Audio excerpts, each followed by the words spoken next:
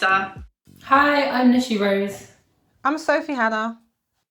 And I'm Mona, and I'd like to welcome you back to episode 85 of Ethnically Speaking, the show where we discuss everything affecting the UK's highly melanated communities, from pop culture to current affair and everything in between. Today we'll be talking about getting your drink on. Or not. So WHO, the World Health Organization, has come under fire for suggesting that women of childbearing age should avoid alcohol completely, as it may affect their chances of giving birth to a healthy baby. Their action plan for 2022 to 2030 suggests that appropriate attention should be given amongst pregnant women and stopping them drinking alcohol, and women who are of childbearing age, and preventing people from the pressures of alcohol. Now, WHO's decision to issue out this global statement or advice to women that they should put down their drinks has been dubbed as sexist. Do you agree, or should women everywhere put down their glasses? So, my personal view of the idea that all women aged 15 to 50 should abstain completely from drinking is completely, I find this disgusting. It's outrageous. Because the fact is that, you can't separate this from the wider context. And alcohol historically has been weaponized to control women's bodies and their behaviors throughout history. And so, this is just the latest incarnation of this type of behavior. Until 1982, women in the UK could not go to a pub, or they could go to a pub and order a drink, but they could be refused a drink on the basis of them being a woman, for example. Now, when that was happening, that was nothing to do with fetal alcohol syndrome or their fertility. It was to do with the fact that women were seen as less responsible or people that needed to be protected compared to men, right? So now the latest excuse is this, it's to do with fertility. But I feel like there's a much darker underlying reason. And it's to do with the relationship and the way that the state mediates the relationship between women and alcohol as a form of control. So, for example, 30 people a day die from road traffic drunk driving accidents. 80% of the people that perpetrate, or the drivers in those drunk driving accidents who are killing these 30 people a day, are men. So that is a much more fatalistic, violent, dangerous thing that's taking place in our societies all the time. And yet we're not saying to men they shouldn't drink, because actually they are literally killing thousands of people every year through their own reckless behavior. Why is it always women who are being victimized and controlled in this way? So I think it's horrendous. I definitely thought it was sexist, but I wasn't thinking it was sexist, I guess, in that specific way when I was thinking about who, I guess, recklessly drinks a bit more, like men or women. I was thinking more of it just being like another way in which health organisations and doctors and hospitals and all that kind of stuff are interfering once again with our uterus, or just reducing us to our reproductive organs all the time, and then trying to have some sort of controlling behaviour over it. And everybody who knows me knows this is like my biggest, I talk about it all the time. I can go to the doctor because I hit my toe and they ask me to take a pregnancy test. Like, it's like the biggest thing, is like one of the biggest annoyances for me, because I don't like being reduced to my reproductive organs, because it's like, why is my whole life being controlled or seen through a lens about my reproductive organs? And so to this narrative of, women of childbearing age shouldn't drink, once again, because we could harm the baby. It's all this stuff to do with them interfering in our uterus. And that's what I just can't stand. I can't stand. And the childbearing age for me, I think obviously we're talking about it quite literally, like any age in which you could actually have a child when your reproductive organs allows you. But I thought they were talking about the childbearing age more in reference to, I guess, what society would dub as a childbearing age. So that kind of ideal time that they usually tell you to have kids. That's what I thought they were trying to exert more control over. But that was my POV. That was my point of view. I don't think that they should have made a blanket statement, because there are some women that don't want to have children. So I think that they should have made it very clear who they're speaking about. I agree with you, Anissa, in terms of the childbearing age. If you think about it, literally, that can be anything from 10 to 50. So yeah, I want to know, do they mean childbearing age, or when women feel like they want to get into their childbearing period in their life? I would like some clarity around that. But for me, I didn't really find it sexist, to be honest. I think some of it is just common sense, in that if you want to be having children alcohol can severely affect the child in the uterus. And I didn't see it as a way of trying to control women's bodies, because for me, it's just common sense. Alcohol can really affect the baby. So giving advice that is going to help the baby while they're in the womb, I don't understand why there was such a big backlash about it, to be honest. Yeah, I have to agree with you as well, Sophie. I think that a lot of it is common sense. And I think that at the end of the day, where we are currently, women are the ones that push out the baby. Women are the ones that get pregnant, right? And they are the ones that have to make sure that what they're eating, their diet, their livelihood, the environment they're in is the best point of call for that baby. Now, you do get some people who do bend the rules, because in actual fact, my mum always says common sense isn't common. What's common to me isn't common to someone else. And I have heard of conversations where it might be mothers talking and they might be giggling with their friends and say, well, I drank and smoked throughout my whole pregnancy and my baby's fine. And they don't see that as a problem. Now, what happens is if you have these folks tale going around, I did it and it was fine. Someone else saying they did it is fine. Someone else said they did it is fine. What you have now is where people aren't really believing science and being like, well, my mate had a baby and she smoked the whole pregnancy and her baby was fine. My sister drank her whole pregnancy, her baby was fine. And people don't really know what they're talking about now, because what they're taking as fact is just he say, she say. So the fact that they've had to come out with this and say, well, look, actually, we're the experts here. And again, even though it's common sense, because you would think that people know this, but I mean, if the experts have to come out and make statements like this, then it does show you there is a shocking amount of people who are still continuing to make poor decisions for the health of themselves and their baby. But that's why I wish that they were more specific, because that's common sense, right? If you are pregnant or trying to get pregnant, you're not going to engage in anything that wouldn't create a hospitable environment for your baby. But to just say, like kind of how Sophie's talking about, to make it blanket and say women of a childbearing age, that's then lumping in a whole sum of people who don't have a baby in them, so they don't have to worry so much as to kind of what they're feeding their baby. So that's why it was sexist for me, because it was like, if you want to be specific, say to women who are pregnant or who want to get pregnant, like that's what I felt would have been better wording. But to say women of a childbearing age, it was too generalistic. And then I think that's where the backlash was coming from. The thing for me, right, I'm gonna bring it back in, just bear with me. So You know the pill, right? You take the pill as contraception, or maybe it could be for like hormonal issues, acne, etc., etc. Yeah. When you come off the pill, it's not immediate.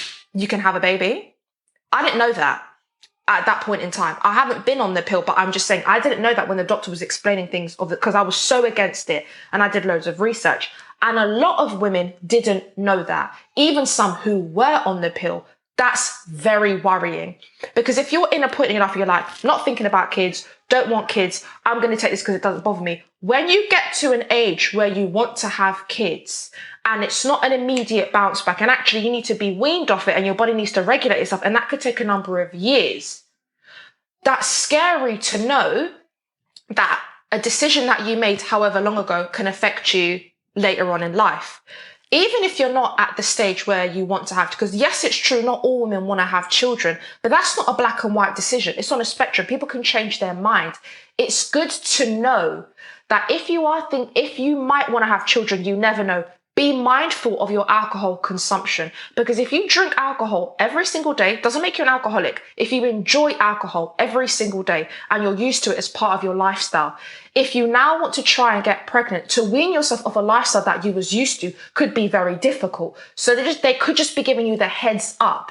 Be mindful in the decisions that you choose, because it's not an immediate effect thing. Once you become pregnant, you can't carry on that lifestyle and wean yourself off. You have to stop drinking the moment you know that you're pregnant, because the baby's in you already. So I just think that statement of not all women want to have children, it's true, but it's different for not all women can have children and not all women want to have children. That latter can change. So I think the information is still valid. But sorry, I just wanted to add that in there. Yeah, the information is still valid. I just think the language needs to change. Because even the weaning, I do understand about the stop off, but like me as a social drinker, it's not going to take me like 8 months to keep drinking. I'm not an addict. Do you know what I mean? But some people are addicts. So that's where I think the information is useful. I just think the language around it needs to be better. Sorry, Sophie. Go ahead. I don't even think it's a thing of... I think the weaning off of alcohol when you're pregnant is one thing to consider. But I think also, I personally feel, and I probably have to do more research into this,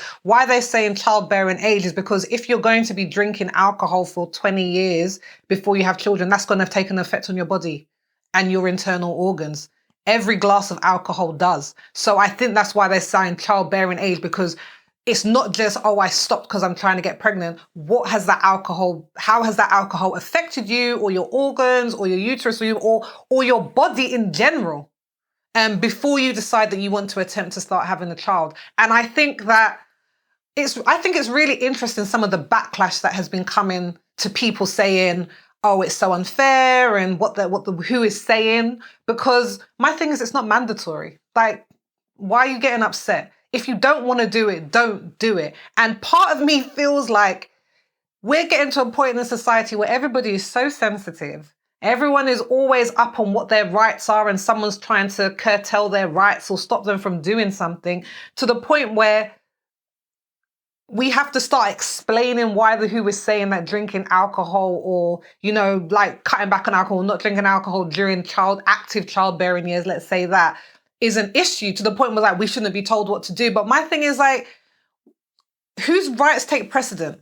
The unborn child or yours? The fact that you want to enjoy a couple of drinks, or the fact that I don't want to have to be told not to have alcohol? Because for me, I'm like, I don't understand. That's what it feels like. I just don't want to be told that I have to stop drinking alcohol, or that what I'm doing might have an effect on, my child. We don't want to hear that. We just want to we just want to say it's unfair and we shouldn't be told this. That's how I kind of feel like we're sensitive to any information, especially for information that's not mandatory. Like, who cares? You don't need to take it. But like, don't you think then, so, because this information is for all women, right? It's not for alcoholics or binge drinkers. Like, this is as much for somebody who gets wasted every single night as somebody who has like a glass of wine every couple of weeks. So like that thing about like the way that alcohol has an impact on your body, so does, for example, things like processed foods, right? And they will, if your body is if you live off like ready meals and frozen foods and all this kind of stuff compared to eating fruit and veg and, all the obvious like healthy foods, well, not like this, they are healthy, that has an impact too. So should we then release something else saying, okay, all women should eat more vegetables and more fruits than men and not eat processed foods? Because if we're going to have this like puritanical approach to the way that women's lives should be organized, even if it's instructive rather than enforced, we should do it across everything. So are you saying then, if the information was given to men as well, then it'll be fine? Because for me, Because for me, I'm just like... Exactly. But what about the actual medical basis for what they're saying? That's the point that I'm arguing. Not the point of like the women, because for men, I would find it very difficult to date a smoker because smoking affects a man's sperm. I was actually going to say sperm, but smoking affects a man's sperm, and they're saying that if he wants to have a child or trying for a child, he should stop smoking for a certain period of time because it takes a while to kind of get the effects of it out of his system, and it can affect the fetus, upon what's the word called? Upon conception. So for me, I think that there is health things out there to consider for everybody, but processed food is really bad for people, and alcohol is a poison. So I find it quite difficult because I think people are saying we need to move away from processed food, and they're talking about how this isn't healthy. And I think in 20, 30 years time, we will see how it has affected, our body health and like probably cancers and probably our ability to be fertile. I think it does have an effect on all of those things. So moving away from things that are not good for my body or for my baby, potentially, I don't know if I'm ever going to have a problem with hearing that sort of advice. But what about enjoyment? This is the thing. You don't have to stop it for enjoyment. You don't have to be hitting the bottle every day. But I'm just talking about like casual celebrations, casual enjoyment. Like, you can allow yourself to enjoy it, Oh, no. My thing is, That's the point. It's not mandatory. If people want to do what they want to do it. Just don't complain that the WHO is saying it's not healthy for your baby. Because I'm just like, come on, guys. Find something else to argue about. So can I bring it back to the childbearing age? Because for me, I just feel like that's just a term that's applicable. If you haven't started your period, you ain't at childbearing age. You can't have a child. If you hit menopause, you don't have a period anymore, then you can't have a child. Childbearing age is when your body is... Because I think people are misconstruing childbearing age for, when you're in your prime. I don't feel like that's what they've said. They've genuinely said, this is not applicable if you're not in childbearing age, which makes sense. Because if they're releasing a statement that is about the health of your baby, it's not applicable if you're at a stage where your body cannot have a baby. So the uproar of like, is that insinuating that people have to have a baby at a certain time? That's a broad spectrum. That's engulfed a lot of women. Like, that's a big category. No one said anything like 21 to 25. No one was that specific. So why are people so up in arms about the title? Because what else would you like to call childbearing age? I'm intrigued. But I think it's because they're not thinking about it that literally, Mona. I think mainly for me as well, like when I hear people refer to childbearing age, what they often mean is the prime time. They never take it so literally between the 15 and the 50. And I think that's why people are getting so confused and thinking 21 to 25, because they're also using it in that way instead of the actual literal way.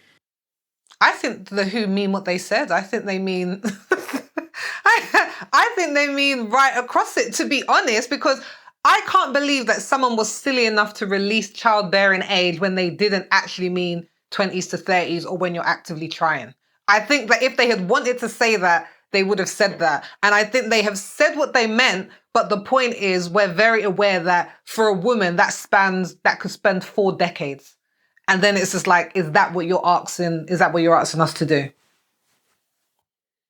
It could span 4. Do any of you drink? Yes. I'm not like a boozy broad, do you know what I mean? But yeah, like listen, I have a drink.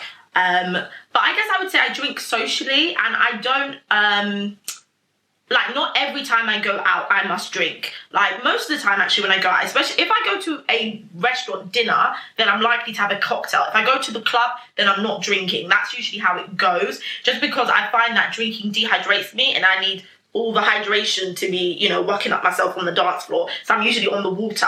But if I'm at dinner, then I'll have a nice like cocktail or wine to complement my meal. So that's kind of how I drink. I love drinking. Don't say it like that! If it's the truth, it's Come on. Funny. I love drinking. No, I genuinely, I love it. Like, I love the celebratory elements of it. I love the social elements. I wouldn't drink alone, I should also say. It's not like I love drinking that much.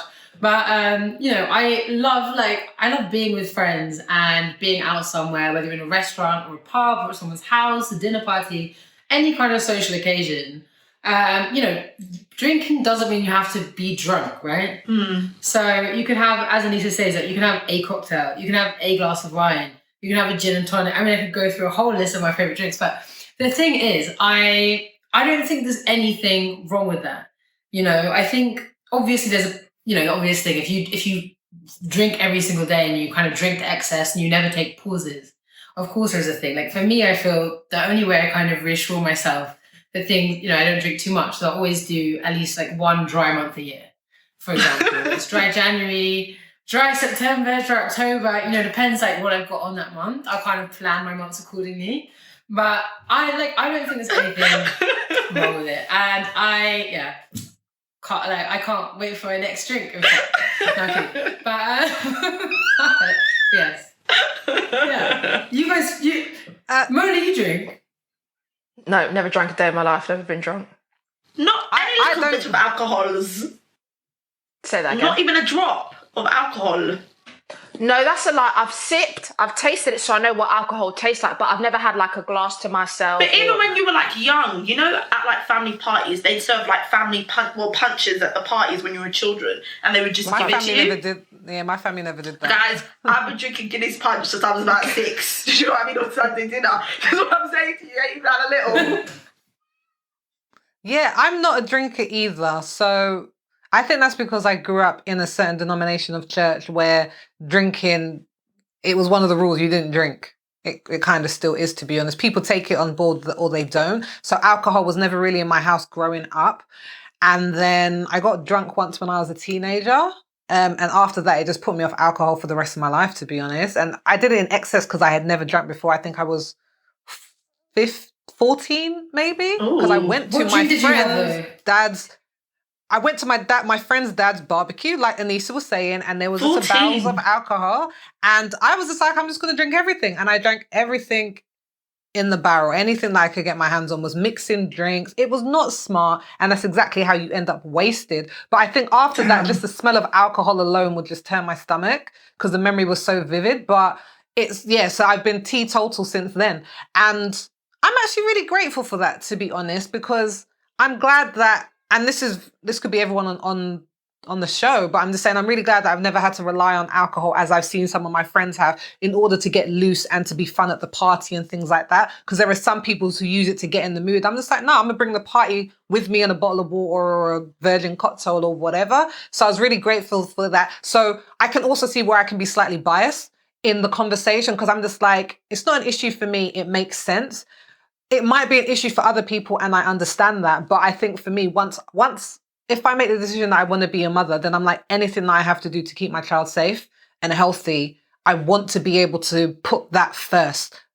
But it can be difficult if you're used to having something to unwind and have a good time, and it's linked to social occasions and all of those things. Those do have a bearing.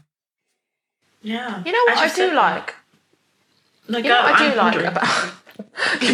You know what I do like about the statement? So the bit where they said protecting people from the pressures of feeling that they need to drink. I really like that, you know. And one of the questions I wanted to ask is, do you feel that there is pressure for women to drink? And could it be linked to feeling that they need to feel young or cool or sociable?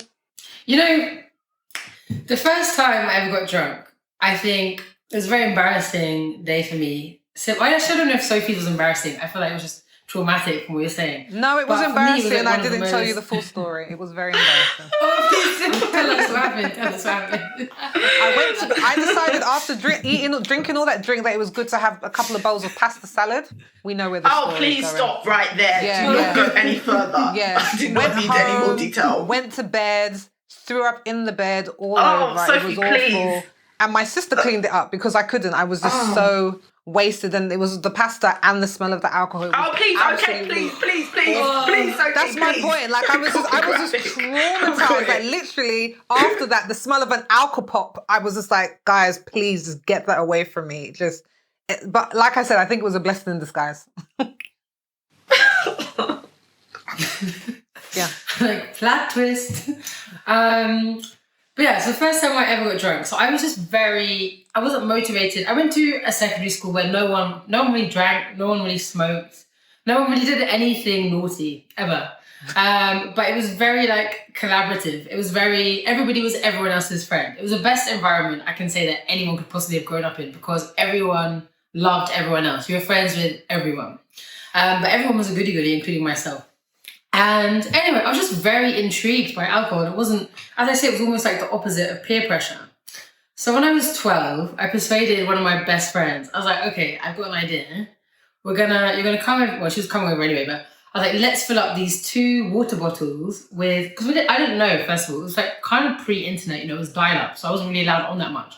So I didn't know like about volumes, quantities, that kind of stuff. So I said, let's both drink a litre of vodka and a litre of whiskey.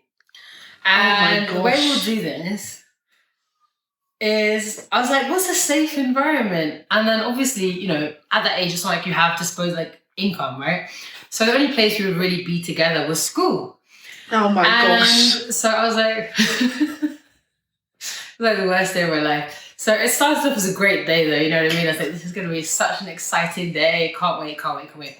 And anyways, we get to school and I mean, the taste of pure alcohol is not great. I mean, now I obviously do enjoy it a bit now, but at that time, obviously, it's not what you think it's going to be. It's acidy, it's chemically not good. Anyway, obviously didn't stop me. And so I'm drinking this massive water bottle. Of course, my friend, the sneaky person that she is, actually never drank a single drop. So I go to physics. She was not your friend. Thank you. She was not your friend, girl. No, literally, I still bring it up now because I said she's still a very good friend of mine. But I mean, she's in it for herself. You know what I mean? Like she's definitely like she knows who number one is, and it's always been the same person. Anyway, so I go to physics and I'm sitting there, and obviously like I can't really do anything. And in our physics like lab, we just had stools. So I'm sitting on this stool, and then for some reason, like I leapt off the stool, landed like this in front of the teacher on the floor. And she was like, Nishi, like, are you okay? And I was like, I'm fine. And she was like, I really don't think you're okay. Miss, I'm fine. Anyway, she's like, okay, go sit outside. So I'm sitting outside, and I don't know where, you know, when you're a kid, you pick up pieces of information, yeah? But obviously the pieces you pick up are often very misconstrued, misunderstood things you've heard and misunderstood what they can do. So I see this bottle of bleach. And obviously what I must have heard is that bleach gets you high. But in my mind, I thought bleach got you sober. So I was like, oh my gosh. So I was like, this is really embarrassing. So I get this bottle of bleach and I start sniffing the bleach. And is this in front of everyone? No, this is outside. I've been sent to the corridor at this point, so I'm being disrupted. And so my teacher comes out, I'm sniffing this bleach. She's like, what are you doing? I was like, oh, I'm fine. I just wanted to see what was in the bottle. Anyway, she's like, look, so at the end of the day, I'm obviously very embarrassed, but at that age, you have no like self-awareness, right? So you don't realize how embarrassing you're being. And anyway, so I tried to go home, and she won't let me go home. My mum arrives with Tushy, my sister, and she's like, she thinks I've been drugged. She thinks something terrible's happened to me. I'm dragging one leg behind the other. One eye is huge, one eye is tiny. They take me home. It was just, I was going to my dad's that weekend. So I go to my dad's house. I wake up the next morning, and I've never been so embarrassed in my entire life. Like even now I can feel that shame and embarrassment that came with it. I mean, it didn't put me off drinking, but I will say that when people have this idea that alcohol is supposed to be cool, young, edgy, fun, whatever. And actually, I think often it's also just curiosity, intrigue, like the idea of trying something new. And that was the point of my very long tale. Oh my God. Yeah. Do you know what I mean, though? I don't think it is always to impress someone. Often it's because you want to do something that everyone else is doing. But I mean, I think that there is a notion, especially for women, that they should drink to be let their hair down. If someone's a bit uptight, it will loosen them up, to be a bit more social.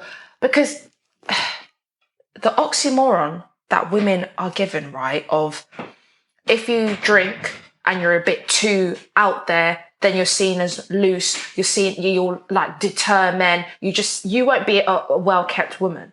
But then at the same time, if you don't have a drink and you seem very stern, or I wouldn't say stern, but you're just put together in an environment where people might be a little bit more loosey-goosey, I do think there is a pressure for you to feel that you have to conform to that narrative in order to be a bit more socially accepted. The amount of people who think that there has to be some story, Mona, you don't drink. No, I don't drink. Why is that? Did you have a bad story with alcohol? Do you come from an alcoholic family?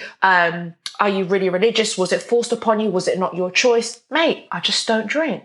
And people make such a big deal about me not drinking, and I'm like, I'm not one of them boring people who have to have a sob story like, I don't drink and I'm judging everyone. I don't care. I don't drink because I don't drink. If I like the taste of alcohol, I'd probably drink. My sister drinks like a fish. I've carried her out of restaurants, clubs, bars, pubs many a times. Like, I'm not offended by people who drink, but it seems to be people who drink sometimes get offended that I don't drink. And it's like, relax. So I do think there is pressure for women to feel like they need to be accepted and drink? I think there's pressure. I don't know if it's specifically linked to women. I do understand what you're speaking about, Mona. I think for me, the most I've ever seen people feel pressure to drink, it's more related, I guess, to age. I think especially like my experience when I went to uni, like as I said, I've been drinking since I was 6.